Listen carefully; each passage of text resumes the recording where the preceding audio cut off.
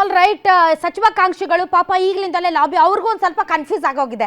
2.5 ವರ್ಷ ಆದಮೇಲೆ ಸಂಪುಟ ಪುನಾರಚನೆ ಮಾಡ್ತೀನಿ ಅಂತ ಮುಖ್ಯಮಂತ್ರಿಗಳು, 2.5 ವರ್ಷ ಆದಮೇಲೆ ಅಧಿಕಾರ ಹಂಚಿಕೆ ಆಗುತ್ತೆ ಅಂತ ಯಾರಾದರೂ ಬರ್ರಪ್ಪ ಫಸ್ಟ್ ನನಗೊಂದು ಸಚಿವ ಸ್ಥಾನ ಕೊಡಿ ಅಂತ ಒಂದಿಷ್ಟು ಜನ, ಸಚಿವ ಸ್ಥಾನ ಉಳಿಸ್ಕೊಳ್ಳೋಕೆ ಒಂದಿಷ್ಟು ಜನ, ಒಂದು ರೀತಿ ಗೊಂದಲದ ಗೂಡು ಕಾಂಗ್ರೆಸ್ ಪಾರ್ಟಿ ಆಗಿದೆ ಈಗ. ಯಾಕೆ ಅಂತಂದರೆ ಇಲ್ಲಿ ಇರುವಂಥದ್ದು ಸಚಿವ ಸಂಪುಟ ಪುನಾರಚನೆಯೋ ಅಥವಾ ಮುಖ್ಯಮಂತ್ರಿ ಬದಲಾವಣೆಯೋ, ಇದರ ಮಧ್ಯೆ ನಡೀತಾ ಇದೆ ಎರಡೂ ನಾಯಕರ ನಡುವಿನ ಜಟಾಪಟಿ. ಅದರ ಮಧ್ಯೆ ಎಕ್ಸ್ಟ್ರಾ ಪ್ಲೇಯರ್ಸು ಅವರು ತಮಗೇನು ಬೇಕೋ ಅದೆಲ್ಲವನ್ನೂ ಮಾಡ್ತಾ ಇದ್ದಾರೆ. ಹಾಗಾದರೆ ಏನಾಗುತ್ತೆ ಅನ್ನೋ ವಿಚಾರಕ್ಕೆ ಸಂಬಂಧಪಟ್ಟಂತೆ ಈಗ ಮಾತಾಡೋದಕ್ಕೆ ನಮ್ಮೊಂದಿಗೆ ಅತಿಥಿಗಳಿದ್ದಾರೆ. ಬನ್ನಿ ಅವರನ್ನ ವೆಲ್ಕಮ್ ಮಾಡೋಣ. ನಮ್ಮೊಂದಿಗೆ ಇದ್ದಾರೆ ಹಿರಿಯ ಪತ್ರಕರ್ತರು ಮತ್ತು ರಾಜಕೀಯ ವಿಶ್ಲೇಷಕರು ಆದಂಥ ರವೀಂದ್ರ ರೇಷ್ಮೆ ಸರ್. ಸರ್, ತಮಗೆ ವಿಶೇಷ ಕಾರ್ಯಕ್ರಮಕ್ಕೆ ಸ್ವಾಗತ. ನಮಸ್ಕಾರ. ಅದೇ ರೀತಿ ಕಾಂಗ್ರೆಸ್ ವಕ್ತಾರರಾದಂತಹ ದರ್ಶನ್ ಜಾಯ್ನ್ ಆಗಿದ್ದಾರೆ. ದರ್ಶನ್ ಅವರೇ, ತಮಗೂ ಸ್ವಾಗತ. ಬಿಜೆಪಿ ವಕ್ತಾರರಾದಂತಹ ಚೀನಾ ರಾಮು ಅವರು ಜಾಯ್ನ್ ಆಗಿದ್ದಾರೆ. ಚೀನಾ ರಾಮು ಸರ್, ತಮಗೂ ಕೂಡ ಸ್ವಾಗತ. ಮೊದಲನೇದಾಗಿ ರವೀಂದ್ರ ರೇಷ್ಮೆ ಸರ್ ಅವರಿಂದ ಈ ಕಾರ್ಯಕ್ರಮವನ್ನು ಆರಂಭಿಸೋಣ. ಸರ್, ಈಗ ಜನರಿಗೆ ಬೇಕಾಗಿದ್ದು ಮುಖ್ಯಮಂತ್ರಿ ಸಿದ್ದರಾಮಯ್ಯನವರು ಮುಂದುವರಿತಾರಾ ಅಥವಾ ಮುಖ್ಯಮಂತ್ರಿ ಬದಲಾವಣೆ ಮಾಡಿ ಡಿ ಕೆ ಶಿವಕುಮಾರ್ ಅವ್ರನ್ನ ನೀವು ತಗೊಂಡು ಬರ್ತೀರಾ, ಏನು ಮಾಡ್ತೀರಾ ಅನ್ನೋದಕ್ಕೆ ಒಂದು ಕ್ಲಾರಿಟಿನ ಕೊಡೋದಕ್ಕೆ 2 ವರ್ಷದಿಂದ ಸತಾಯಿಸ್ತಾ ಇದ್ದಾರಲ್ಲ ಸರ್, ಇದು ಕರ್ನಾಟಕದ ಜನರಿಗೆ ಮೋಸ ಮಾಡಿದ್ದಲ್ವಾ ಸರ್? ಇವ್ರನ್ನ ಅಧಿಕಾರಕ್ಕೆ ತಂದಿದ್ಯಾಕೆ? ಇವರು ಇದೇ ರೀತಿ ದಿನ ಬೆಳಗಾದ್ರೆ ಗೊಂದಲ ಮಾಡ್ಕೊಂಡು ಓಡಾಡಿ ಅಂತನಾ ಅಥವಾ ಜನರಿಗೆ ಒಂದು ಉತ್ತಮ ಆಡಳಿತ ಕೊಡ್ರಿ ಅಂತನಾ? ನೀವು ಜನರ ಮುಂದೆ ಏನು ಪ್ರಾಮಿಸ್ ಮಾಡಿದ್ರ, ನಾವು ಇಬ್ಬರಿಬ್ರು ಮುಖ್ಯಮಂತ್ರಿನ ತರ್ತೀವಿ, 4 ಜನರನ್ನ ತರ್ತೀವಿ ಮುಖ್ಯಮಂತ್ರಿಗಳನ್ನ ಅಂತ? ಇದು ಏನ್ ಸರ್? ಆದ್ರೆ ಎಲ್ಲ ಬೆಳಿಗ್ಗೆ ಎದ್ದಾಗಿಂದ ರಾತ್ರಿ ಮಲ್ಕೊಳ್ಳೋ ಮಟ್ಟ ನೀವು ಯಾವುದೇ ಕ್ಷೇತ್ರ ನೋಡಿ ಯಾರನ್ನೇ ಕೇಳ್ರಿ, ನಾವು ಕಂಡ ತಕ್ಷಣ ಕೇಳೋದು ಒಂದಾ ಪ್ರಶ್ನೆ, ಏನ್ರಿ ಮೇಡಮ್ ಮುಖ್ಯಮಂತ್ರಿ ಬದಲಾವಣೆ ಆಗ್ತಾರ, ಡಿ ಕೆ ಶಿವಕುಮಾರ್ ಮುಖ್ಯಮಂತ್ರಿ ಆಗ್ತಾರ ಅಂತ. ನಮ್ಗೆ ನೀರು ಬಂತ, ನಮ್ಗೇನು ಬಂತು, ನಮ್ಮ ಜೀವನ ಹೆಂಗೈತಿ, ಏನಿಲ್ಲ, ಈಗ ಬರೀ ಅದೇ ಐತಿ. ಈಗ ನೋಡಿ, ಹೇಳಿ ಕೇಳಿ ರಾಜಕಾರಣ ಅಂದ್ರೆ ಅದೊಂದು ಪ್ರದರ್ಶನ ಕಲೆ, performing art, like dance, drama, music ತರ. ಸೊ ಪ್ರದರ್ಶನ ಕಲೆ ಅಂದ್ಮೇಲೆ ವೀಕ್ಷಕರಿಗೆಲ್ಲ ಪ್ರೇಕ್ಷಕರಿಗೆಲ್ಲ ಮನರಂಜನೆ ಇರಲೇಬೇಕು.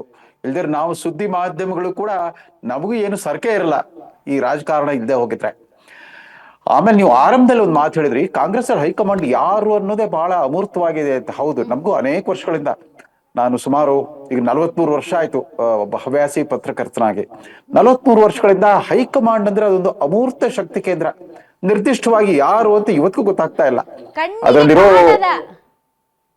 ಅಲ್ಲಿರೋ ಕಾಣದ ಅಲ್ವಾ ಸರ್, ಅಮೂರ್ತ ಶಕ್ತಿ ಅಂದ್ರೆ ಅದು ಕಣ್ಣಿಗೆ ಕಾಣದಂತಹ ಒಂಥರ ದೇವ್ರ ತರ ಶಕ್ತಿ. ಆದ್ರೆ ಒಂದು ಇತರೆ ಪಕ್ಷಗಳ ಹೈಕಮಾಂಡ್ಗೂ ಕಾಂಗ್ರೆಸ್ ಪಕ್ಷದ ಹೈಕಮಾಂಡ್ಗೂ ವ್ಯತ್ಯಾಸ ಏನು ಅಂತಂದ್ರೆ, ಇಲ್ಲಿ ಪಕ್ಷ ಗೆಲ್ಲಿ ಸೋಲಿ ಒಂದೇ ಒಂದು ಸೀಟ್ ಬರ್ಲಿ ಅಥವಾ 200 ಸೀಟ್ ಬರ್ಲಿ, ಕಾಂಗ್ರೆಸ್ ಹೈಕಮಾಂಡ್ ಮಾತ್ರ ಯಾವತ್ತೂ ವ್ಯತ್ಯಾಸ ಆಗೋದೇ ಇಲ್ಲ. ಕಾಂಗ್ರೆಸ್ ಹೈಕಮಾಂಡ್ ಯಾವತ್ತೂ ಸಶಕ್ತವಾಗಿರುತ್ತೆ. ಈಗ ಎಲ್ರಿಗೂ ಒಂದು ಸಾರ್ವಜನಿಕ ಗ್ರಹಿಕೆ ಇದೆ, ಅಯ್ಯೋ ಬಿಹಾರ್ ಚುನಾವಣೆಯಲ್ಲಿ ಬರೀ 6 ಸೀಟ್ ಬಂದ್ಬಿಡ್ತು, ಕಾಂಗ್ರೆಸ್ ಹೈಕಮಾಂಡ್ ವೀಕ್ ಆಗ್ಬಿಟ್ಟಿದೆ, ಅದರಿಂದ ಸಿದ್ದರಾಮಯ್ಯನವ್ರಿಗೆ ಇನ್ನಷ್ಟು ಕಾನ್ಫಿಡೆನ್ಸ್ ಜಾಸ್ತಿ ಆಗ್ಬಿಡ್ತು, ಇನ್ನ ತನ್ನನ್ನ ಕದಲಿಸುವಷ್ಟು ಶಕ್ತಿ ಅವರಲ್ಲಿ ಇಲ್ಲ ಅಂತ ಅನ್ಕೊಂಡಿದ್ರೆ ಅದು ಭ್ರಮೆ. ಕಾಂಗ್ರೆಸ್ ನೋಡಿ ಯಾವಾಗ್ಲೂ 2014 ಲೋಕಸಭಾ ಚುನಾವಣೆಯಲ್ಲಿ ಬರೀ 44 ಸೀಟ್ ಬಂತು, ಆದ್ರೂ ಕೂಡ ಹೈಕಮಾಂಡ್ ದುರ್ಬಲ ಆಗ್ಲಿಲ್ಲ. ಅದಾದ ನಂತರ 2019 ಒಂದ್ ಸ್ವಲ್ಪ ಪ್ರೋಗ್ರೆಸ್ ಆಯ್ತು, 44ರಿಂದ 52ಕ್ಕೆ ಬಂತು. ಯಾರು ತೋರಿಸಲ್ಲ, ಅಯ್ಯೋ ಇಡೀ ಪ್ರಚಾರ ಜವಾಬ್ದಾರಿ ಹೊತ್ತಿದ್ರು, ಚೌಕಿದಾರ್ ಚೌರ್ ಹೈ ಅಂತೆಲ್ಲ ಪ್ರಚಾರ ಮಾಡಿ ಬಂದಿದ್ರು, ಆದ್ರೂ ಕೂಡ ಬರೀ 52 ಸೀಟ್ ಬಂತಲ್ಲ ಅಂತ ಯಾರು ಬೆರಳು ತೋರಿಸೋ ಹಾಗಿಲ್ಲ.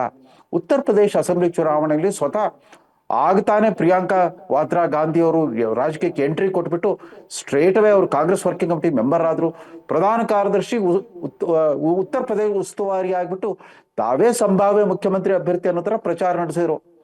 403 ಸಂಖ್ಯಾಬಲ ಇರೋ ಉತ್ತರ ಪ್ರದೇಶ ಅಸೆಂಬ್ಲಿ ಬರೀ 2 ಸೀಟ್ ಬಂತು, ಆದ್ರೂ ಯಾರು ಮಾತಾಡೋಂಗಿಲ್ಲ. ಅಯ್ಯೋ ಹೈಕಮಾಂಡ್ ವೀಕ್ ಆಗ್ಬಿಡ್ತು, ಪ್ರಿಯಾಂಕಾ ಗಾಂಧಿ ಅವ್ರ ವಿರುದ್ಧ ಅವ್ರಿಗೆ ನೋಟಿಸ್ ಕೊಡ್ತಾ ಇರತ್ತೆ, ಯಾರು ನೋಟಿಸ್ ಕೊಡಕ್ಕಾಗಲ್ಲ.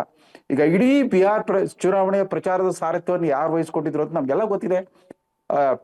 ಮತಾಧಿಕಾರ ಯಾತ್ರೆ ಯಾರು ಮಾಡಿದ್ರು, ಪ್ರಚಾರ ಯಾತ್ರೆ ಯಾರು ಮಾಡಿದ್ರು ಎಲ್ಲ ಗೊತ್ತಿದೆ. ಬರೀ 6 ಸೀಟ್ ಬಂದ್ರು ಕೂಡ ನೋಡಿ, ಫಲಿತಾಂಶ ಬಂದ ಮರುದಿವಸವೇ ಒಂದು ಸ್ಟೇಟ್ಮೆಂಟ್ ಹೊರಗೆ ಬಂತು. ಕಾಂಗ್ರೆಸ್ ಅಲ್ಲೇನು ತುರ್ತು ಸಭೆ ನಡೀತಂತೆ.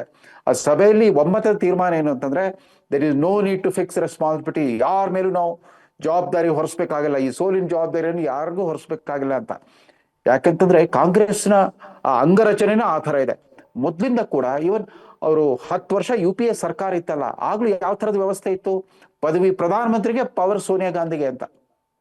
ಪ್ರಧಾನಮಂತ್ರಿ ಈಗ ಮಂತ್ರಿ ಅವ್ರು ಏನ್ ಕಳ್ಕೊಳ್ಳಿ ಎಲ್ಲಾ ಕಳ್ಕೊಂಡಾರ ಸರ್, ಏನ್ ಕಳ್ಕೊಳ್ಳೋದೈತ್ ಸರ್? ಇರೋದು ಉಳಿಸ್ಕೋಬೇಕಲ್ರಿ ಸರ್, ಇರೋದು ಉಳಿಸ್ಕೋಬೇಕಿಲ್ರಿ ಸರ್? ದಿನ ಬೆಳಗಾದ್ರೆ ಇಲ್ಲ ಹಿಂಗ ಇಲ್ಲ ಇಲ್ಲ ಗಲಾಭೆ ಇಲ್ಲ ಇಲ್ಲ ಮಾಡ್ಕೊಂಡು ಕಾಂಗ್ರೆಸ್ ಹೈಕಮಾಂಡ್ಗೆ ಯಾವ ರೀತಿ ಒಂದು ಆತ್ಮವಿಶ್ವಾಸ ಇದೆ ಅಂತಂದ್ರೆ, ಯಾವ್ದಾದ್ರು ಚುನಾವಣೆ ಸೋತ್ರು ಅಂತ ಇಟ್ಕೊಳ್ಳಿ, ಅದಕ್ಕೆ ಯಾರೋ ಒಬ್ಬ ಸ್ಥಳೀಯ ನಾಯಕನನ್ನ ಅವ್ರನ್ನ ಹೊಣೆಗಾರನಾಗಿ ಮಾಡ್ಬಿಡ್ತಾರೆ, ಬಲಿಪಶು ಮಾಡ್ಬಿಡ್ತಾರೆ. ಓ, ಇವರಿಂದ ಪಕ್ಷ ಸೋತೋಯ್ತು, ರಾಹುಲ್ ಗಾಂಧಿ ಅವರು, ಸೋನಿಯಾ ಗಾಂಧಿ ಅವರು ಇಷ್ಟು ಕಷ್ಟಪಟ್ಟು ಪ್ರಚಾರ ಮಾಡಿದ್ಕೊಂಡು ಸೋಲೋದಕ್ಕೆ ಅಲ್ಲಿ ಯಾರೋ ಸ್ಥಳೀಯ ನಾಯಕ ಕಾರಣ ಅಂತ ಅಂದ್ಬಿಟ್ಟು. ಅಲ್ಲ ಇರ್ಲಿ ನೋಡಿ, ಸರ್, ಈಗ ಬಿಹಾರ್ ಕರ್ನಾಟಕದ ವಿಚಾರದಲ್ಲಿ ಬಿಜೆಪಿದು ಅದೇ ಕತೆ ಐತಿ ಬಿಡ್ರಿ ಸರ್. ಅಲ್ಲ, ಯಾಕಂತಂದ್ರೆ ಕರ್ನಾಟಕದಲ್ಲಿ correct. ಬಿಜೆಪಿ ಸೋಲಿಗೆ ಸ್ಥಳೀಯ ನಾಯಕರ ಕಾರಣ ಅಂದ್ರು. ಪಾಪ ಇವ್ರು ಎದ್ವಾ ಟಿಕೆಟ್ ಆದ್ರೆ- ಕೊಟ್ರು, ಆದ್ರೆ ಹೈಕಮಾಂಡ್ ಹಾಗಲ್ಲ, ಬಹಳ ಹಾಗಲ್ಲ, ಜನರಿಗೆ ಹಾಗಲ್ಲ. ಟಿಕೆಟ್ ಮಿಸ್ ಒಂದು- ಮಾಡಿದ್ರು, ಒಂದು- ಮತ್ತೆ ಒಂದು- ಬಹಳ ಒಂದು- ಜನ ಬಿಟ್ಟು ಹೋದ್ರು. ಬಟ್ ಅಲ್ಲೂ ಕೂಡ ಒಂದು ಮೋದಿ ಅವ್ರ ವ್ಯತ್ಯಾಸ. ತಲೆ ಕಟ್ಲಿಲ್ಲ ಸೋಲುಗಳನ್ನ, ಗೆಲುವು ಮಾತ್ರ ಕಟ್ಟಿದ್ರು. ಒಂದು ವ್ಯತ್ಯಾಸ ಇದೆ. ಬಿಜೆಪಿ ಹೈಕಮಾಂಡ್ ರಾಜಕೀಯ ಜವಾಬ್ದಾರಿನ ರಾಜಕೀಯ ಜವಾಬ್ದಾರಿಯನ್ನು ನಿರ್ವಹಿಸ್ತಾರೆ, ಜೊತೆಗೆ ಆಡಳಿತಾತ್ಮಕ ಜವಾಬ್ದಾರಿಯನ್ನು ಸೈಮಲ್ಟೇನಿಯಸ್ ಆಗಿ ನಿರ್ವಹಿಸ್ತಾನೆ ಇರ್ತಾರೆ. ಅವರು ವಿದೇಶಾಂಗ ವ್ಯವಹಾರಗಳನ್ನು ನಿರ್ವಹಿಸ್ತಾ ಇರ್ತಾರೆ, ಮಿಲಿಟರಿ ಕಾರ್ಯಾಚರಣೆ ನಡೆಸ್ತಾ ಇರ್ತಾರೆ, ಕ್ಯಾಬಿನೆಟ್ ಮೀಟಿಂಗ್ ನಡೆಸ್ತಾರೆ, ಚುನಾವಣಾ ಪ್ರಚಾರ ಮಾಡ್ತಿರ್ತಾರೆ. ಅದೊಂಥರ ಬೇರೆ ಹೈಕಮಾಂಡ್. ಆಮೇಲೆ ಅಕಸ್ಮಾತ್ ಅವ್ರು ಪ್ರಧಾನಮಂತ್ರಿ ಪದವಿಯಿಂದ ಕೆಳಗಿಳಿದ್ಬಿಟ್ರೆ ಹೈಕಮಾಂಡ್ ಚೇಂಜ್ ಆಗ್ಬಿಡುತ್ತೆ. ಕಾಂಗ್ರೆಸ್ ಅಲ್ಲಿ ಮಾತ್ರ ಯಾವತ್ತು ಹೈಕಮಾಂಡ್ ಚೇಂಜ್ ಆಗಲ್ಲ. ಕರ್ನಾಟಕದ ವಿಚಾರದಲ್ಲಿ ಅದೊಂದ್ ಸ್ವಲ್ಪ ಬಿಜೆಪಿಯ ಸ್ಟೈಲ್ ಒಂದ್ ಸ್ವಲ್ಪ ಬೇರೆನೆ ಇದೆ. ಬಿಕಾಸ್ ನೋಡಿ, ಎಲ್ಲಾ ಕಡೆ ಗೆದ್ದದ ಕಡೆ ಎಲ್ಲ ಮೋದಿ, ಸೋತದ ಕಡೆ ಎಲ್ಲ ಸ್ಥಳೀಯ ನಾಯಕರು ಇರ್ಲಿ ಬಿಡ್ರಿ ಸರ್. ವಿಚಾರ ಇರೋದು ಸರ್, ಇವರಿಗೆ ಇರೋದು 3 ರಾಜ್ಯ. ಆ 3 ರಾಜ್ಯದಲ್ಲಿ ಅತಿ ದೊಡ್ಡ ರಾಜ್ಯ ಕರ್ನಾಟಕ.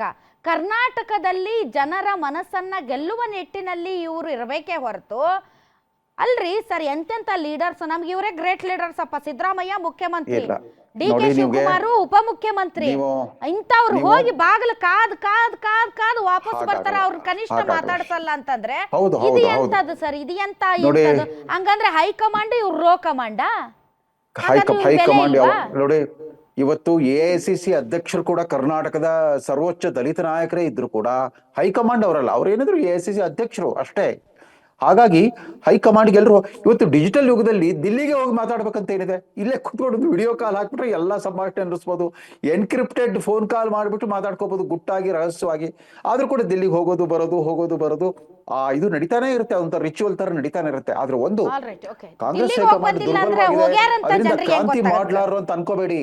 ಯಾಕಂತಂದ್ರೆ ಅವ್ರಿಗೂ ಕೂಡ ಈ ಕಳ್ಕೊಳ್ಳೋದು ಏನಿಲ್ಲಪ್ಪ. ಬಿಹಾರ್ ಚುನಾವಣೆ ಬಹಳ ಪ್ರತಿಷ್ಠೆ ಮಾಡ್ಕೊಂಡಿದ್ವಿ, ಸೋತಿದ್ವಿ, ಮುಗಿದೋಯ್ತು. ಅದಕ್ಕಿಂತ ಹೆಚ್ಚಿನ ಡ್ಯಾಮೇಜ್ ಆಗಲ್ಲ. ಯಾಕೆ ನಾವು ಬದಲಾವಣೆ ಪ್ರಯತ್ನ ಮಾಡಬಾರ್ದು? ಒಂದು ಪ್ರಯೋಗಶೀಲತೆ ಯಾಕೆ ತರಬಾರ್ದು? ಯಾಕಂದ್ರೆ ಮೇಲ್ನೋಟಕ್ಕೆ ಅನ್ಸುತ್ತೆ ಸಿದ್ದರಾಮಯ್ಯನವರು ಮೊದಲಿನ ಸಿದ್ದರಾಮಯ್ಯ ಅಲ್ಲ. 2013ರಿಂದ 2018ರವರೆಗೂ ಅವರು ಪ್ರಶ್ನಾತೀತ ನಾಯಕರಾಗಿದ್ರು. ಇಲ್ಲಿ ಹಾಗಾಗ್ಲಿ ಇದೊಂಥರ ಬಾಲಗೃಹ ಪೀಡೆ. 2023ಕ್ಕೆ ಅಸ್ತಿತ್ವಕ್ಕೆ ಬಂತಲ್ಲ ಈ ಸರ್ಕಾರ, ಸುಭದ್ರ ಬಹುಮತಗಳ ಅಭದ್ರ ಸರ್ಕಾರವಾಗಿ ನೋಡ್ತಾ ಇದ್ದೇವೆ. ಅದು ಹುಟ್ಟಿದ ಕ್ಷಣವೇ ಸಮಸ್ಯೆ ಪ್ರಶ್ನೆ ಶುರು ಆಗ್ಬಿಡ್ತು. ಎರಡೂವರೆ ವರ್ಷಕ್ಕೆ ಬಿಟ್ಕೊಡ್ತಾರ, ಹಸ್ತಾಂತರ ಆಗುತ್ತಾ, ಒಳ ಒಪ್ಪಂದ ಆಗಿದೆ, ಈ ತರದ ಪ್ರಶ್ನೆಗಳು ಹುಟ್ಟಿದ ದಿವಸದಿಂದಲೂ ಪ್ರಶ್ನೆಗಳು ನೀವು ಹೇಳಿದಾಗೆ ಪ್ರಶ್ನೆಗಳು ಬೆನ್ನತ್ಕೊಂಡೇ ಬಂದಿದೆ. ಈಗ ಉತ್ತರ ಕೊಡೋ ಸಂದರ್ಭ ಬಂದಿದೆ. ಹೈಕಮಾಂಡ್ ಕೂಡ ಯೋಚನೆ ಮಾಡುತ್ತೆ, ಯಾಕೊಂದು ತಲೆಮಾರಿನ ಬದಲಾವಣೆ ತರಬಾರದು? ಒಂಥರ ಸಿದ್ದರಾಮಯ್ಯನವರ ನಾಯಕತ್ವ, ಆಡಳಿತ ವೈಖರಿ ಎಲ್ಲೂ ಯಾವ ತರ ಇದೆ ಅಂತಂದ್ರೆ UPA 2 ಕಡೆಯ ದಿನಗಳಲ್ಲಿ ಇತ್ತಲ್ಲ, ಪಾಲಿಸಿ ಪ್ಯಾರಾಲಿಸಿಸ್ ಅಂತ ಇದ್ರು. ಆ ತರದ ಒಂದು ಸ್ಥಗಿತತೆ ಬಂದ್ಬಿಟ್ಟಿದೆ, ಒಂದು ಸ್ಟಾಗ್ನೇಷನ್ ಬಂದಿದೆ, ಸ್ಟೇಲ್ಮೇಟ್ ಬಂದಿದೆ. ಅದಕ್ಕೆ ವ್ಯತಿರಿಕ್ತವಾಗಿ DK ಶಿವಕುಮಾರ್ ಅವ್ರ ಹಿಂದೆ ಅವ್ರ ಮೇಲೆ ಏನೇ ಅಪವಾದಗಳು, ಆರೋಪಗಳಿರ್ಲಿ, ಅವ್ರ ವ್ಯಕ್ತಿತ್ವದಲ್ಲಿ ಬದಲಾವಣೆ ಬಹಳ ಎದ್ದು ಕಾಣಿಸ್ತಾ ಇದೆ. ಒಂದು ಚಲನಶೀಲತೆ ಇದೆ. ಸೊ ಸ್ಥಗಿತತೆ ಮತ್ತು ಚಲನಶೀಲತೆ ನಡುವೆ ಒಂದು ಆಯ್ಕೆ ಮಾಡಿಬಿಡಬಹುದು ಅಂತ ನನಗಂತೂ ಅನಿಸ್ತಾ ಇದೆ. ನಾನು ಗಟ್ ಫೀಲಿಂಗ್ ಇದೆ, ಅವ್ರು ಏನೇ ರಿಸ್ಕ್ ತಗೊಂಡ್ರು ಕೂಡ ಕ್ರಾಂತಿ ಮಾಡೇ ಬಿಡ್ತಾರೆ ಅಂತ ಕಾಣುತ್ತೆ.